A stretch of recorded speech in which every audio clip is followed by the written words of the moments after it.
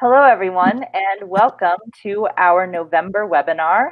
This month, it's all about the HR file review. Thank you so much for joining us.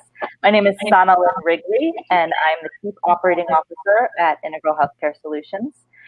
Joining us today to discuss this topic, we have Tom and Leslie. Why don't you two go ahead and introduce yourselves? Sure.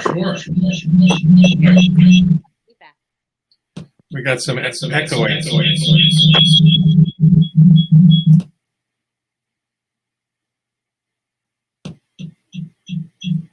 Anyway, I'm Tom Goddard. I hope it's not echoing on your end the way it is here. Well, let's fix that.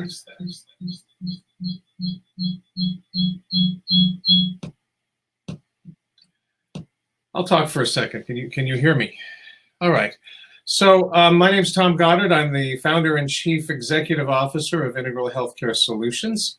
Today we're going to talk about the human resources file review process during the URAC validation review. Leslie will be our primary expert, and Sana and I will pepper her with questions from time to time and maybe throw in an answer or two that we might know from where we sit in the world. Integral Healthcare Solutions, I founded it almost 17 years ago. In fact, we're coming on our anniversary. We have specialized for that whole period of time in accreditation compliance. Most of our clients over these 17 years have been applicants for URAC accreditation. In the last decade, we've branched out into other areas such as ACHC, NCQA, J conditions, especially standards, VIPs, and a few others. But today we're going to be focusing on something that is uniquely URAC focused, and that is the classic HR file review. I will turn it over to Leslie.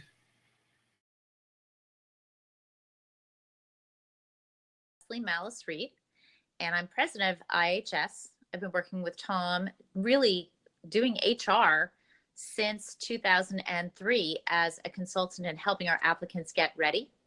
And our most common question when I'm introducing HR and talking to different staff of our teams of applicants is, I have to collect what?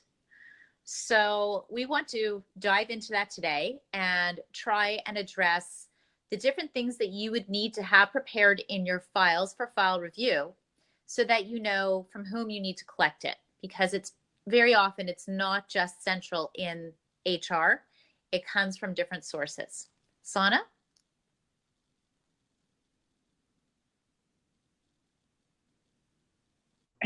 Thank you, Leslie. Sorry about that. Mic issues. Yes, so as we go through today, as Tom mentioned, Leslie is our expert on this matter. We'll both be chiming in with questions. If you have any questions that you don't hear us ask, we definitely want to answer them. So you can always submit a question by clicking Ask a Question. It's below and to the left of the chat window. And you can also go in and see what other questions have been submitted and vote for them to be answered if it's something that you're interested in. You can also feel free to use the chat window to the right. I will be posting notes as Leslie and Tom give us information over the course of the call, but you can put questions in there or comments. We'd love to hear from you as the webinar progresses.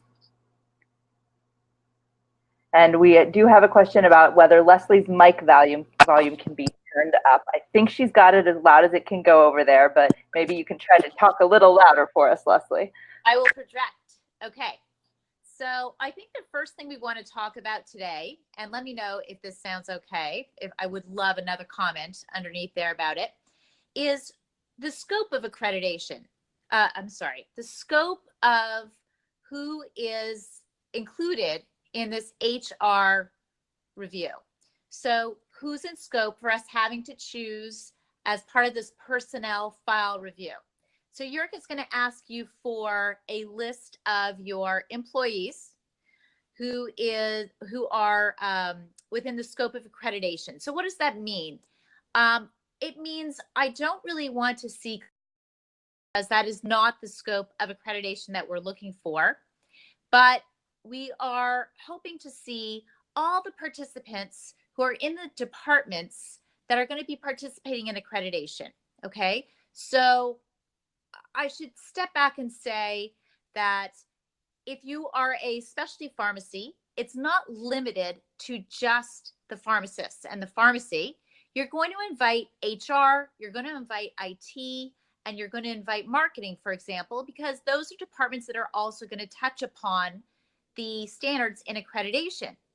Does everybody in IT, if you have a huge company and there's 100 people, does everybody in IT have to be included in the accreditation? They don't. But if you have 6 people or 4 people who are working in the specialty pharmacy instead of, for example, in the hospital, because maybe this is an organization that has many different businesses within it, then it would just be those 4 to 6 people who would be on your list of employees that should be presented to the URAC reviewer. Tom, do you have anything to add to that? Sure. We have seen this most commonly as kind of a sticking point. We have the accredited organization, or the applicant is a subset of a larger, let's say, hospital system.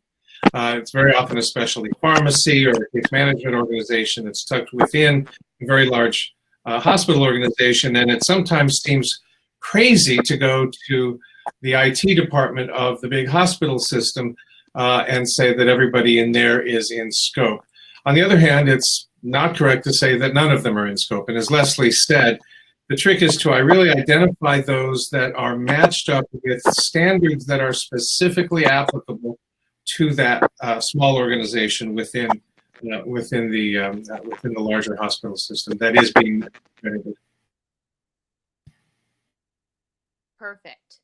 So the first thing you need to prepare for URAC is this list. And what you want to present on this list is a list of employees who, again, are in scope of accreditation. It would include their names, their department, their title, and their hire date. It's really important to include the hire date because there are 2 different aspects that URAC is looking for when they are going to go through a file. They are looking at primary source verification of clinical license and certifications for those whose job descriptions require it.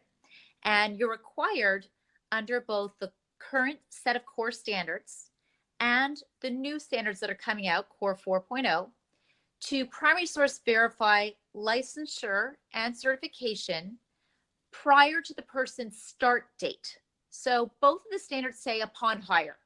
And what URAC's really looking for is not that you're going to verify it a day or 2 after they have started for you, but that it is prior to them taking on their clinical responsibilities. So you would want to try and get that done. A lot of people will do it as part of their contract. They want to make sure that the license is active and not restricted. So you would be verifying the licensure and certification for those 2 things. One, that there's an active or current licensure, and there's either no restrictions or the license is in good standing. This is really important to include in the individual's job description. URAC is looking for that line in the job description. So we always recommend that you do a gap analysis of your clinical staff's job descriptions to make sure that that is included in the job description, either current or active, and either without restrictions or in good standing.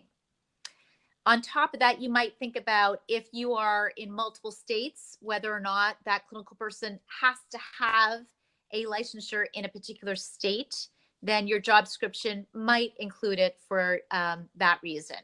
Okay, so they're verifying that prior to the hire date, you did this verification. They also want to, in the specialty suites, ensure that you have done a verification of background checks. So anybody in the specialty pharmacy, PBM, MSP accreditations who is going to touch consumer information that could be confidential should be having these background screenings. In addition, you want your medical staff who would have access to the drugs to have drugs test screening. And we want to make sure that the drug test screening is not limited to illicit drugs. So URAC is going to, when they review the file of these people, they are going to want to not just see a check mark that the screenings occurred, but they actually do want to see the actual screening. They don't care what the results are. They just want to see that it happened and make sure that you followed up if anything came about. Another thing to think about with this whole initial wave that are happened tied to the upon start hire. date, a wave of After they activities, were hired and particularly around primary source verification. If you have or on staff dealing additional with consumers. requirements Okay. beyond licensure, Anything the to add to that, requirements that Tom? Leslie already mentioned, and the license and the pharmacy-specific Okay. drug testing and criminal background check, you may also have a requirement for board certification or a particular kind of certification above and beyond regular licensure or certification. That too will need to be verified before the start date. So again, as Leslie mentioned, make sure that you're checking with your job description for each position to see that anything that requires verification is verified before they actually start resuming clinical duties.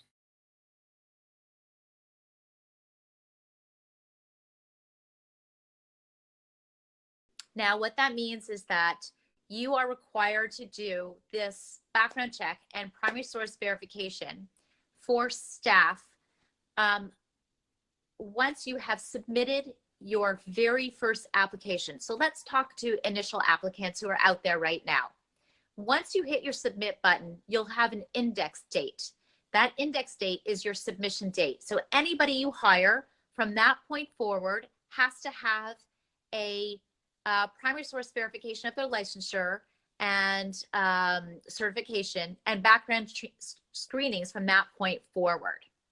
If, for example, you have hired someone 5 years ago, then they don't need to have you will not have that history of the licensure certification, and that's fine.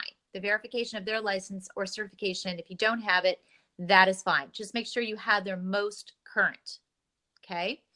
And the reaccreditation applicants, you need to go back to your very first submission date under the set of standards, which was Core 3.0, that started to require the verification upon hire.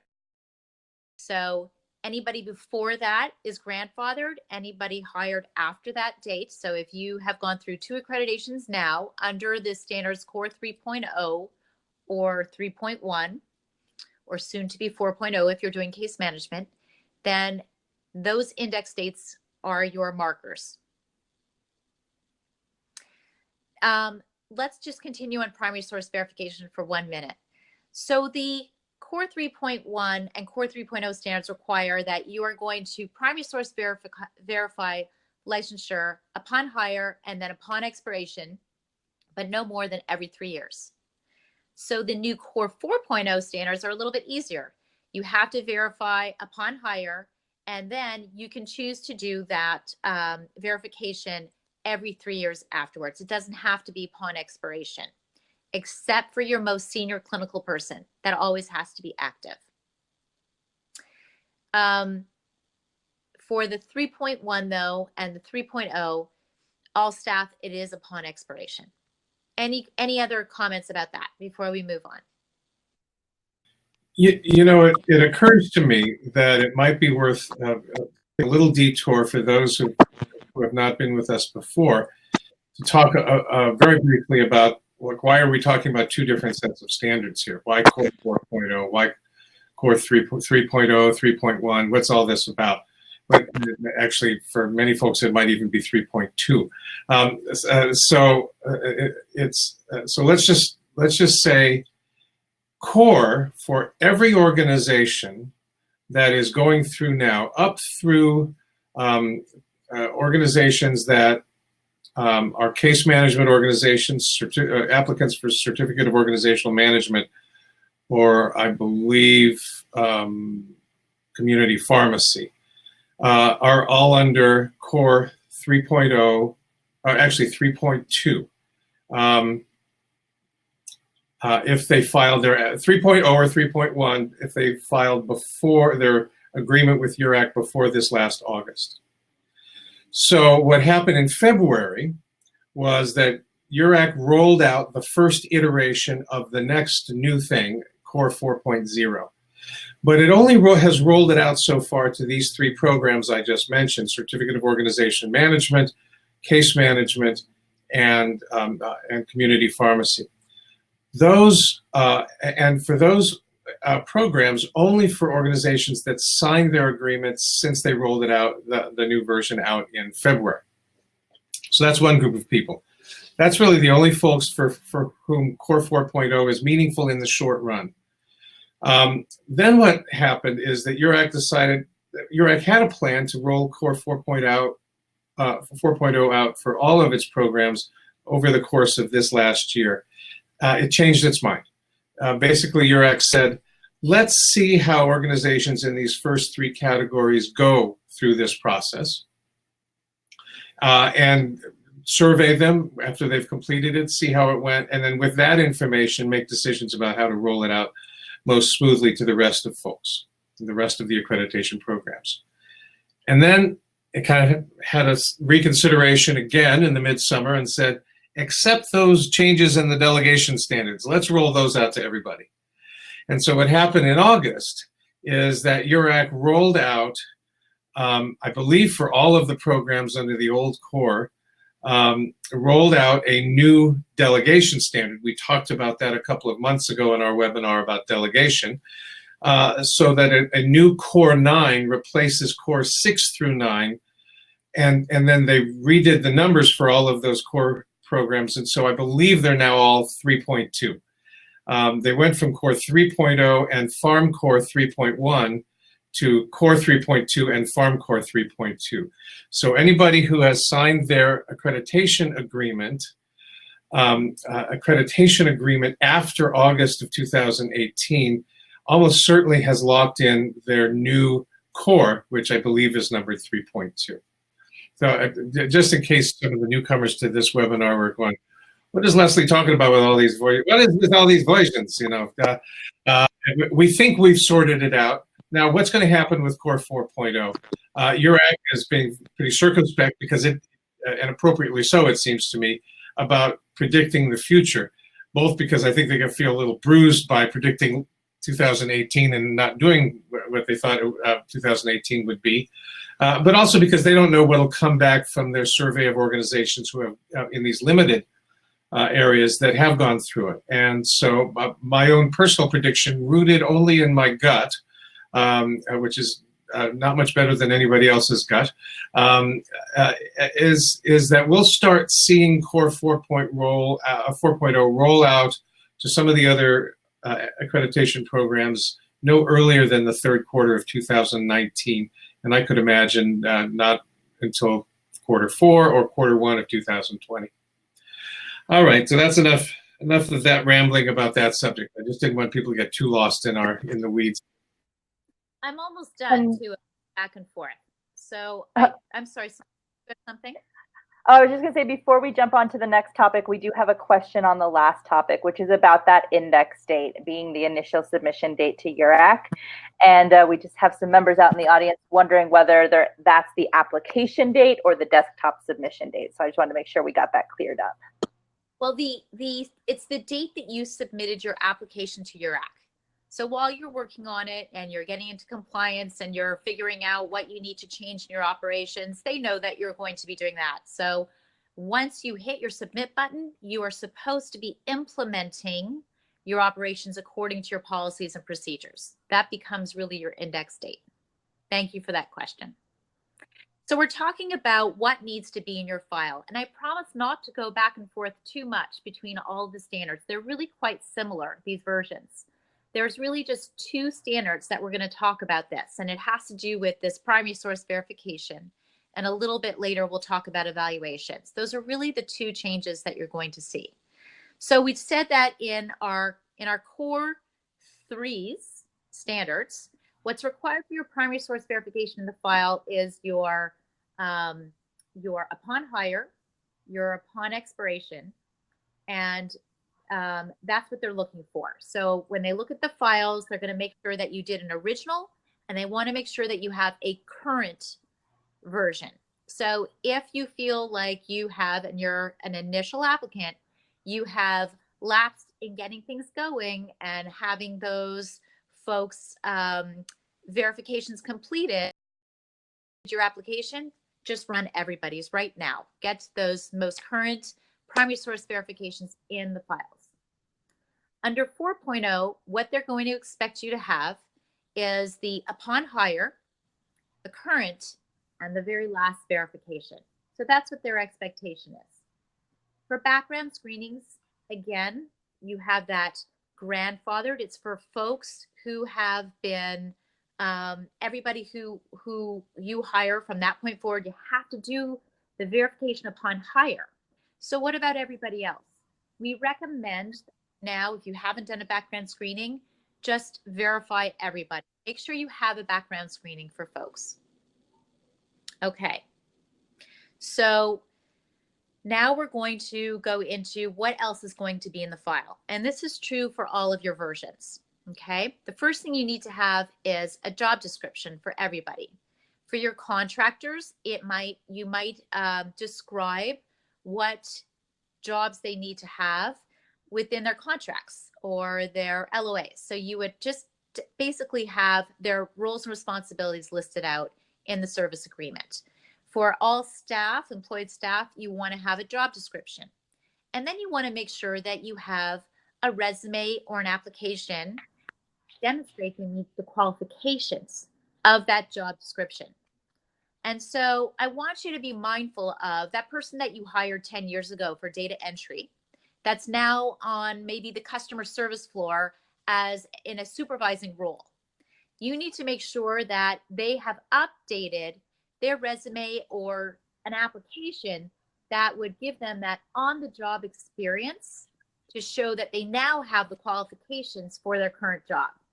Because URAC is going to go and take a look at the job application and then verify within the file that they have those qualifications listed in your job description. Anything else on that job description or resumes, Tom? Yeah, we've seen organizations handle this in a variety of ways over the year. That situation where, I once inherited a legal department where I had a ranking person who was in charge of communications with our regulators. We were a health plan, and if I had drawn up a job description for that position, it would have required much more education than she had.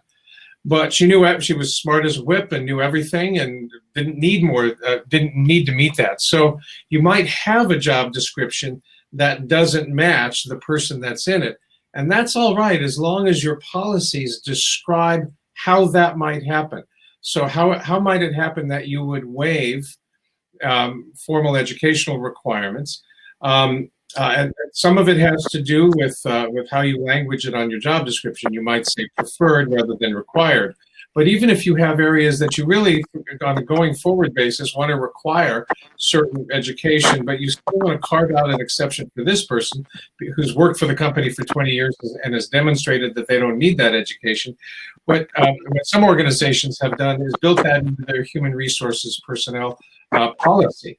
In certain cases, you might write in your policy the prospective manager and the human resources director, if they agree to waive any of these requirements, may do so as long as they document the reasons for it. And so you can do it in a lot of ways. Just make sure that you don't, however you do it, you don't throw yourself out of compliance with your own policies and procedures. Because that's really the scary thing. I mean, if URAC finds that you're not following your own policies and procedures, it could result in a finding of a violation of Core 3, either A or B, depending on whether it's Farm Core or Core, which requires that you implement your policies and procedures. So look ahead, plan ahead for employees who, for one reason or another, may not meet the requirements that you would otherwise write for their policy.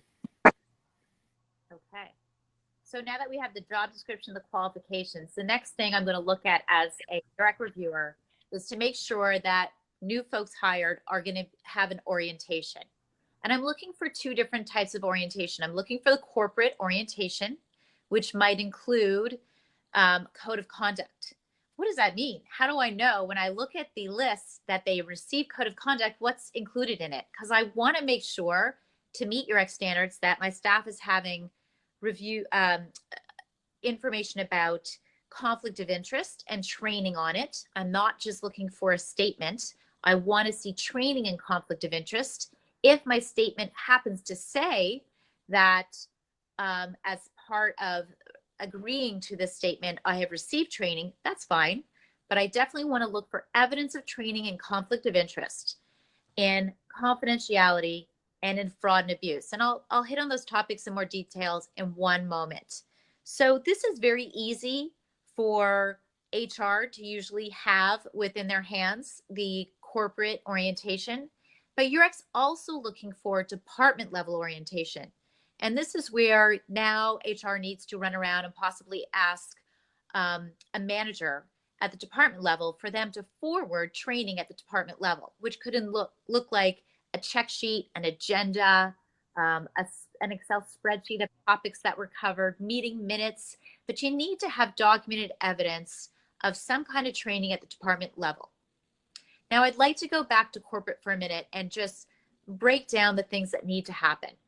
Conflict of interest, and this is also a big topic in the new standards are coming up, but conflict of interest is going to be that traditional proprietary type of conflict of interest, so that if I'm company A, but I have an interest in company B with whom company A does business, that there's no conflict of interest, okay?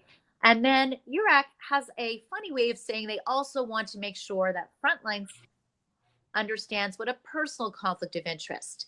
So most staff will say, it's if my father has an interest in that company B and we're doing business in it, or I might have that relationship with company B. What you want to make sure that staff understand is URAC's listening, trying to listen for the answer. If someone on the other line calls and I know them on a personal level, I'm going to abstain from that call. We might define that in everyday circumstances as confidentiality, but URAC is looking for the answer. A personal conflict of interest would be to abstain from a file or to abstain from a call if I know that provider because I'm in credentialing, or that consumer because I'm in customer service on the other line, or nurse. For confidentiality, they're looking for training in HIPAA and high tech. When they sit with your staff, even though when you've done your HIPAA training, you may have addressed in layman terms high tech, they're going to ask your frontline staff, are you familiar with high tech? And I will tell you that 9 out of 10 times when we do our mock interviews, staff get that deer in the headlights.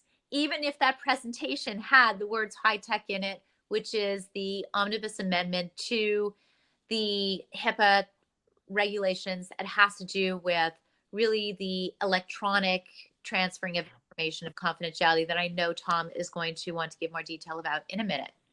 But what you're going to want to do, and the tip that we give is just 2 weeks before URAC comes, just give them a reminder about what high tech is. Tom?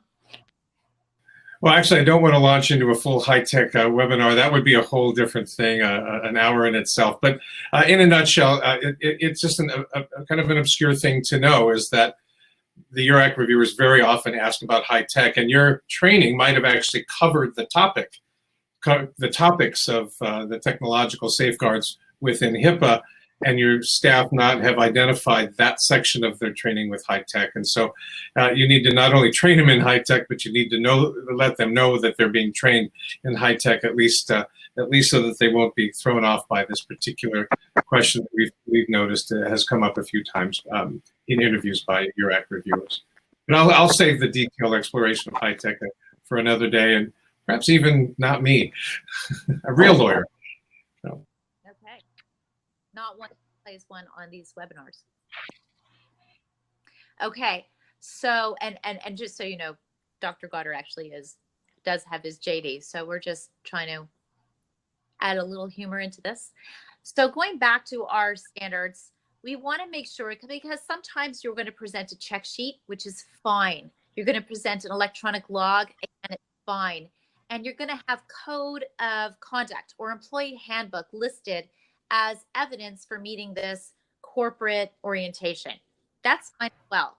But what we advise you to do is to print off, either electronically save or print off presentation, the electronic education program, or meeting minutes or agenda that shows a deeper dive of these topics of fraud and abuse, conflict of interest, and confidentiality addressed. If you can show that just once, then the reviewer can then just check their box of verifying your log per person that they've chosen in this random pool of folks, and we'll go over that in a minute, in the employee sheet and each personnel file. So they're probably going to look from anywhere from 10 to even 50 employees, depending on how big your organization is. It'll be no more than 10, about 10% of your employees for whose personnel files they're going to pull. So again, you can show evidence of corporate orientation in a log or in a check sheet, but then make sure that you can demonstrate what the employees were trained, the topics that they actually reviewed during their orientation. Then again, we talked about the department level and going to the manager who probably has the department level orientation. The next section that is usually discussed is having training in the most current version of URAC standards. So if I'm going to go through case management, I'm going to do core training module and I'm going to do case management. So you're going to want to make sure that you have the version of those modules in your evidence of training. So you want to make sure that you did core 4.0 for case management. And I'm not actually sure which case management standards are the highest right now, so I apologize for that. But if you're under specialty pharmacy, it would be core 3.2 and specialty pharmacy 3.1. Tom, how can folks easily meet these URAC standards? You go into the Well, this is a little bit tricky because the standard actually saves you a little bit of work. The standard says you need to train all of your employees, those that are within the scope of the accreditation, in the URAC standards that apply to their job. Well, this is good news. It means you don't, if you're a specialty pharmacy, you don't have to hand a 94 standard book to all of your employees and say, learn all of these standards. But it also gets a little tricky because what you do need to do is train your IT people in the IT standards, the HR people in the HR standards, the quality management people in the quality management standards, the folks who are dealing with patient management in the PM standards, and so on. So so the trick is twofold. How do you deliver that targeted training at the right level of expertise to the right people? And how do you document that they've taken the training? The first part is typically easy if you do it at the department level. You gather your staff who deals with patient management together and you say, all right, let's go through all of the patient management standards one at a time. And here's what URAC requires for this, and here's what URAC requires for that. You take a sign-in sheet, you copy your sign-in sheet, you send it off to Human Resources, who then copies it and puts it into everybody's folder. So far, so good. What about John Smith, who was sick that day? Or Jane Jones, who came in, who was hired 3 weeks after you gave that training? So you have to give them that training and then have their separate documentation. That can get a little tricky.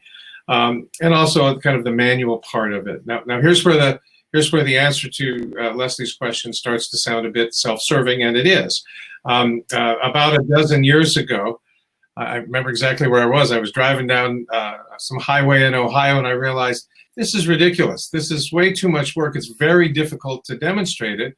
And we have the resources to create such a training that could be easy to both deliver targeted training and document the giving of that targeted training. So I called our IT guy up and I said, here's what I want us to, Alex, here's what I want us to do. I want us to develop a training that we can deliver both in targeted, not just by job scope, so HR to HR, QM to QM, but also at the level in the company. I mean, a frontline staffer needs to know less about PM3 than that person's manager, who needs to know how to write policies for PM3, for example. So what we developed back then and have improved upon ever since then is something that we call Accreditation, in which you identify which cluster of standards each employee needs to be trained in, and then you can also identify what level in the company they are, whether it's a frontline or a management level. And then the person signs in, they receive only the training they're supposed to receive, they complete the training, a certificate demonstrating what they've been trained in appears, and they show up on a broader company-wide report demonstrating to the URAC reviewer who's been trained in what standards. So that's Accreditation. I believe at the bottom of the screen we've given you a link to Accreditation. You don't have to be a client of ours to use it. You can go in and it's $35 per employee, and you can train them on whatever standards you need. If you can't find the standards that you're applying under in Accreditation, which would be surprising to me, but if that happens, then shoot us a note and we'll fix that. We'll make sure that you get a training for all of your standards. So that's my little Accreditation commercial. Now, thank you for listening to this word from our sponsor. Now back to Leslie. One of the things I worry about is, will they ask my frontline staff what PCR 5 is? They won't. They're not going to get into the in-depth details of what the standards are. That said, they still are expecting you to do more than just, here's an overview of the core standards and the process for URAC. They really do want to make sure that at a staff meeting, for example, the standards were reviewed, particular to that individual's job. So credentialing would be reviewing credentialing, IT would be reviewing the IT, specialty pharmacy would be doing the specialty pharmacy standards. So please take that into consideration. The next thing that I'm going to look for in the file is to make sure that there is annual training for job development.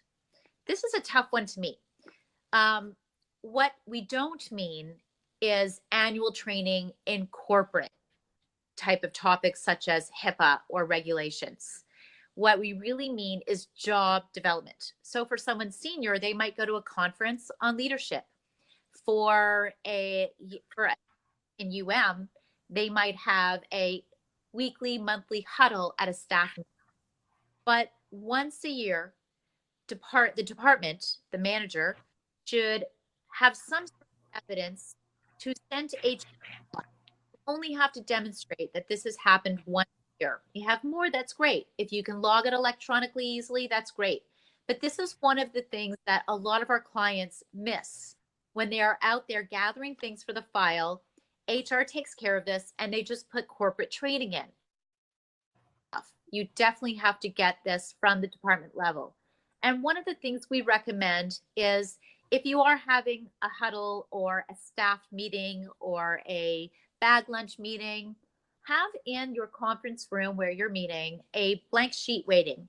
Have a description where the person speaking can describe the topic, have everybody sign off on it, photocopy that and send it to HR to put a copy in each file, or note it electronically in the electronic file. But this is one of those things that HR is going to have participation from the department managers from. That brings up a question about how to organize for this. And I'm jumping the gun because there's still some other things we need in the file. But what we recommend is, URAC's expectation is that they're going to come on site, they're going to ask for this list, and they're going to request these 10 to 30, 40, 50 files, depending on how big you are. And then you're going to have 9 to collect all this information and bring the file either electronically or in paper format to the reviewer. And so that could be difficult if you have to ask it from various managers. If you have HR in a different site because you're a multi-site place that shares a corporate place that might do HR and IT, for example, or just if you're a pharmacy with multiple sites. So what you can do is have a discussion with your reviewer before they come and explain. Just tell them, we are our site with having to pull things from different areas, even if you're on one site, one site, and you have to get it from different places. It's some time to get the information. Can we have 3 business days to collect it? We'll send you the file beforehand. They almost always say yes. So that's something that we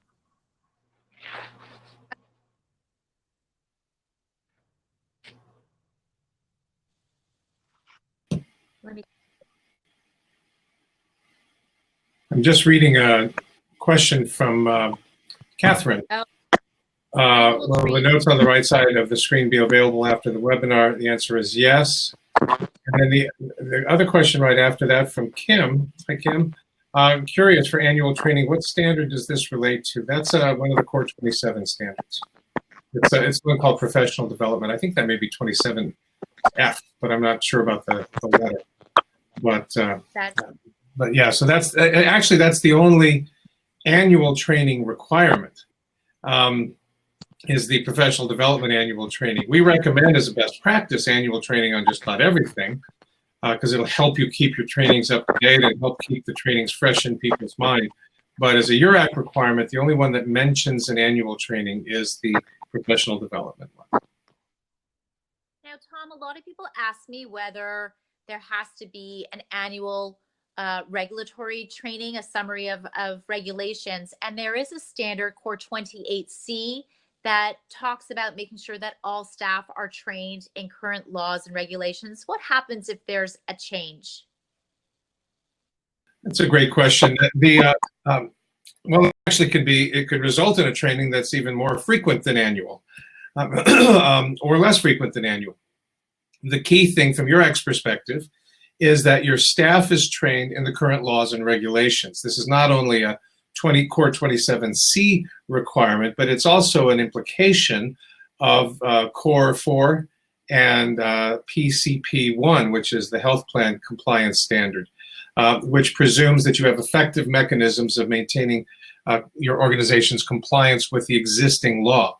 Well, what happens if you do your company-wide HIPAA training in April and CMS puts out an entirely new regulation on HIPAA that changes everything as it applies to your organization effective July 1. What do you do then? Well, it doesn't happen often, which is why this issue doesn't come up often. The last major change to HIPAA was in April of 2013 with the amendment that the amended regulation that Leslie mentioned, the omnibus regulation. But what if it does happen? Well, actually, you need to set about training right away. Usually, you'll have some advance notice. So, for example, in 2013, while the regulation came out in April, most of the new requirements, particularly around amended business associate agreements, came out that weren't effective until the following October 1st. And so the organizations had 6 months to ramp up, redesign their training, and roll out their training to the folks who were affected by those changes. So, so when you get a word of a change of regulation or a change of law, the expectation, both of Core 4 and of Core 27, is that you modify your training program and deliver as soon as reasonably possible, and presumably by the effective date of the regulation. Oh hush, sorry about that. Presumably in time for its official rollout, hopefully 6 months later. But yeah, just keep your training current when it comes to regulation. Thank you. The last thing that you need to include in all of the files that are going to be pulled is the annual evaluation, Core 29. Now, there are 2 parts to Core 29, and I'm really excited to talk to you about Core 4, which has changed the standard. But let's do Core 3.1 and 2 right now. So annual is defined in 2 ways. So the first thing they're going to look at is making sure that you're documenting whether or not you're going to do these annual evaluations upon the person's anniversary of hire, or if it's a corporate look back. And you'll want to specify that in your policy or on your form. So let's say it is January 1 to December 31st, and that's your look back period. So every year you should be able to demonstrate that that is your look back period. The second part of the annual verification that URAC does is verifying that you have completed the evaluation every year at the same time. A month year is URAC's definition of annual. And this can get a little bit tricky because what will happen is HR will send out an email to say, okay, it's time for self-evaluations. Our period is from January 1 to December 31st. Please have them back to me by February. And so some people will complete them in January, perhaps, and some in February. Those who are completed in January need to demonstrate that the next year, that annual evaluation is once again completed in January. Otherwise, you'll lose points. It's not annual. Now, this gets tricky when there are changes in systems where now you're going to do, you've changed from an October annual date to having everybody in December, or maybe you have been bought by a different company that runs on a different system. You're still going to be required to meet that annual. So you'll want to make sure that you are going to review folks sooner and then re-review them. So maybe you'll review them 6 months after the fact so that you'll make sure you can meet that annual date. And there are reviewers that will be accepting and understand that you're having this change, and so you missed your employee review by 2 months, but a lot of them don't. So the standard is required to make sure you are reviewing them every year at the same time. And hopefully that is something that you can do. It is not a mandatory standard, but a point associated standard. So if that's something you're going to take a hit on, then, then so be it. That is something you would do. The second part of this standard is making sure, and it's element B, it's making sure that you are going to provide documentation for your job evaluation. So for example, if I'm in UM and I have metrics to meet, my supervisor might run a report that would have documentation about how I did, and that would be part of my evaluation. Or if I'm in quality management and I wrote the quality management program descriptions policy and it was submitted and approved, then that could be submitted. Perhaps I have to take minutes as part of my job, and those minutes have data integrity to them, and they would be reviewed as part of my evaluation. That would be how to meet this Core 29B. In the next round of core standards, this has changed a bit. First of all, it's no longer annual. The word is periodic, as defined by the organization. So you could do the evaluations periodically, and your policy should describe what that periodic is. The second standard, it no longer requires documentation, but employees are going to be reviewed against established expectations. That's the word they used. Now, what's great about this is that we usually have established expectations in our job descriptions. So you can use your job description as part of the evaluation and evaluate your employee against the job description. So I find the standard is going to be a little bit more easy for our applicants to meet, and we're really excited about it. Tom, do you have anything to add to that? I do. I just really want to applaud URAC. For making this change. The change was always, the existing standard was always a bit awkward. And I'm sorry for those of you who still have one more cycle to go through under the slightly awkward standard. It's not real hard to meet, but it's a little awkward because it specifically that element B says that the supervisor must review documentation produced by the employee in the course of doing their job, which does not mean a self-evaluation. It means whatever they're writing in the course of doing their job. Well, but what if they don't write in the course of doing their job? What if they drive a delivery truck for your medicines or whatever? I mean, there are a number of jobs within a lot of organizations that involve zero writing whatsoever. And so at least as it's presented in the current draft of Core 4.0, we're delighted to see that they're really adapting those expectations to a more uniform standard, and that is whatever is within the scope of the accreditation, not some arbitrary standard that it is something written produced by the employee. Okay, so that really is everything that needs to go into a file. The one last thing that I want to talk to you about this file gathering is to decide whether or not you're going to have an electronic file review or you're going to have a paper file review. And URAC is happy to do either. They will do anything that you want to present to them. They're used to doing both. The only thing is that one of the things I always talk about with our applicants is when you're doing your on-site review, to me, the name of the game is to get the reviewer out of your office sooner. The faster they're going, it is that things are going well. And so we want to help them. So I would advise you to do a gap and just see what works better. Is it faster for you to fly through the files, or is it faster when they're in paper form? Or is it make no difference and you can bring up things electronically for them?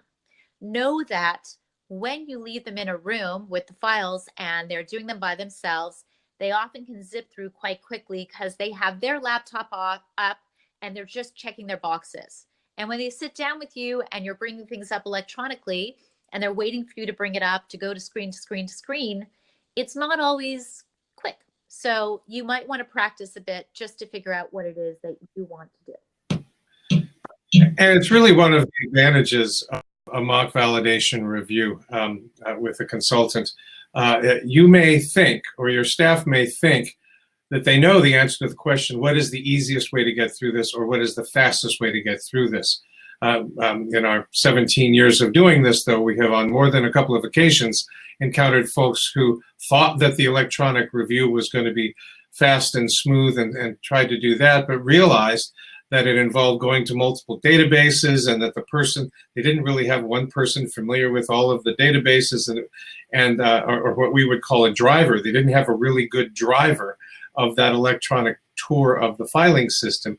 And they probably would have been better off just to print the appropriate documents up and put them into file folders and hand them to the reviewer. So testing it out in a mock validation review probably is a good idea if you're uncertain. If you have any level of uncertainty, very, very often people guess wrong about which is best. Okay. Sana, are there questions out there? Otherwise, Tom and I do have another topic. Okay. So Tom, I think you had actually a couple of questions. One of the issues that I wanted to make sure that we addressed here is has to do with those what's currently numbered core 30 through 32. They look like they might come up in this part of the conversation or the review process, in addition to conversations with the senior clinician.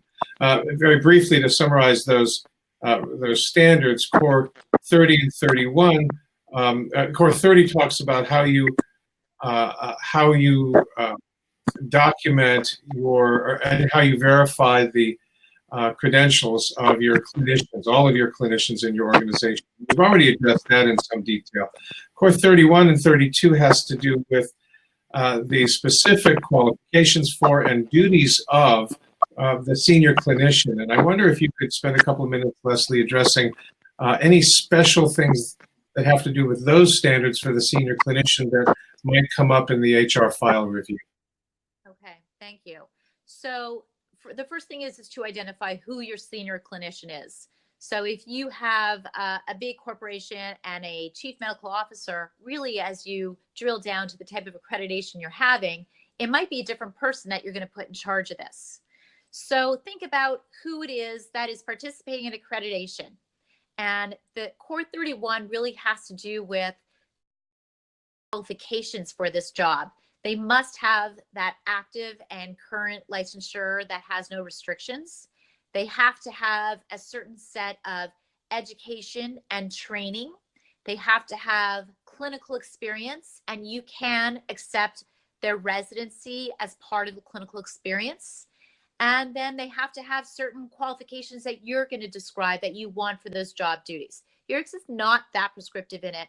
They're going to rely on you sending them towards the job description. So you would be submitting a job description for this. And then they're going to review the individual's resume and application to verify that they have those qualifications. Core 32 has 4 elements that talks about what types of responsibilities this individual has.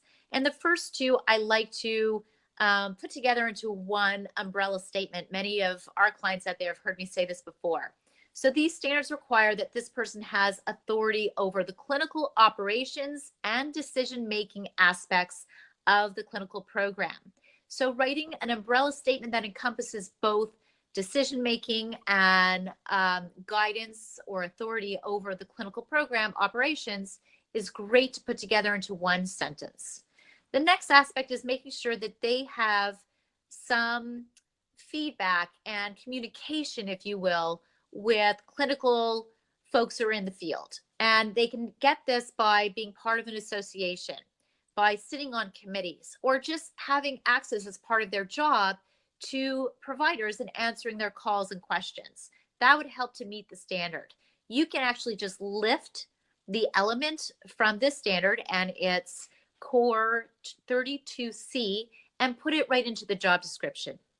Then the fourth element is making sure that you have qualified clinical staff, that this individual is responsible for ensuring that you have qualified clinical staff.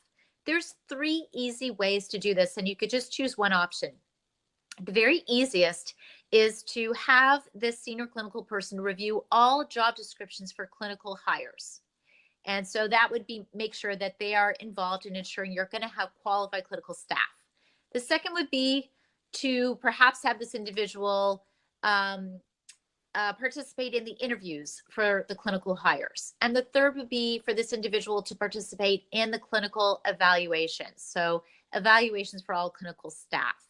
So those would be those responsibilities. You want to make sure that both HR and this individual, this senior clinical individual, can both tell the same story in how they address this standard. And then you mentioned credentialing. We certainly did talk about what they're looking for in the file, but make sure that when you do your primary source verification, that your policy and procedure describes what the source is. It should be the primary source, which you can obtain from going to the website, writing, or calling in. You want to make sure that it includes a current expiration date, and that it includes the date that the verification was run. That will show, remember we talked about making sure that you're doing a primary source verification prior to the start date, the upon hire language. So having when the verification occurred will help to identify that the verification was run prior to them starting their role in this field. Okay. Anything else? I think we could talk at some length, but don't have time to talk at some length about issues like contractors versus employees. We've already mentioned that very briefly, but there are slightly different requirements for contractors than employees. In a nutshell, make sure you train everybody, whether they're a contractor or employee. You don't want a job description for a contractor, but you have to have that language that you would have in a job description somewhere in your contract. That's the short version of that piece. Other than that, I think we're ready to post our little invitation at the bottom. Leslie, go ahead. You reminded me of something.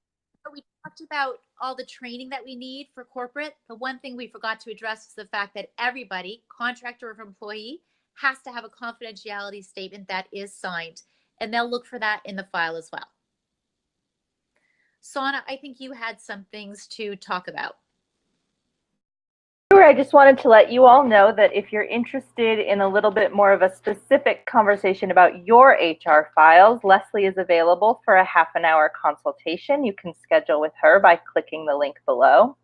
And I also wanted to remind you that we do a webinar every single month. Our next one will be December the 18th. We'll be talking about consumer safety, and the official registration invitation will go out for that soon.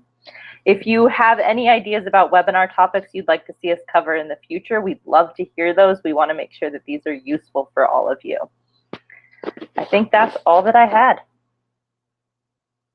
I'll add one more thing about next month. We're pretty excited about the topic. Consumer safety is a big deal to URAC, and what we noticed as we started to think about this webinar is that it pops up everywhere. I mean, the consumer safety standards are, you can find a special standard around pre-certification in the utilization management standards. You can find NM 17, which is a very specific application of URAC's concern for consumer safety with respect to scary bad doctors. So it's really going to be a wide-ranging conversation about the many, many ways that URAC expects you to protect consumers from harm. So we hope to have a diverse group of us, and hope that you can join us then. Really glad that you joined us today. Thank you so much for your time, attention, and your questions. Thank you.